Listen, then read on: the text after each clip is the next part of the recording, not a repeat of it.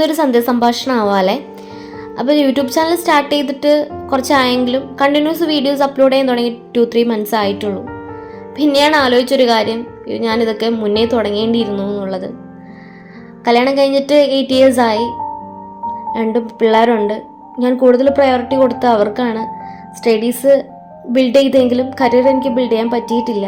എൻ്റെ ആഗ്രഹങ്ങളോ സ്വപ്നങ്ങളോ എൻ്റെ കയ്യിൽ എന്തുണ്ടെന്ന് ചോദിച്ചാൽ എനിക്കറിയില്ല, എൻ്റെ കയ്യിൽ ഒന്നുമില്ല.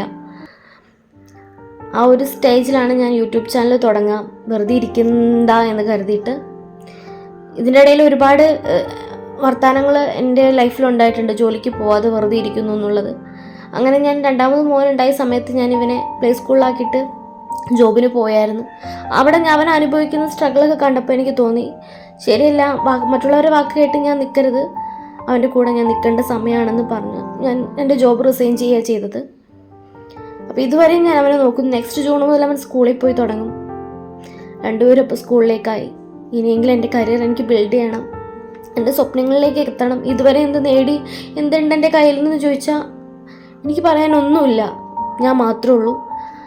അപ്പോൾ എൻ്റെ കുഞ്ഞുങ്ങൾ ചോദിക്കാം, അമ്മയ്ക്ക് എന്ത് ജോലിക്ക് പോയാന്ന് ചോദിച്ചിട്ടുണ്ട് ഒരു നിമിഷം. അപ്പോൾ എല്ലാവരും എൻ്റെ വീഡിയോ കണ്ട് എന്നെ ലൈക്ക് ചെയ്യണം, സബ്സ്ക്രൈബ് ചെയ്യണം. ടാറ്റ.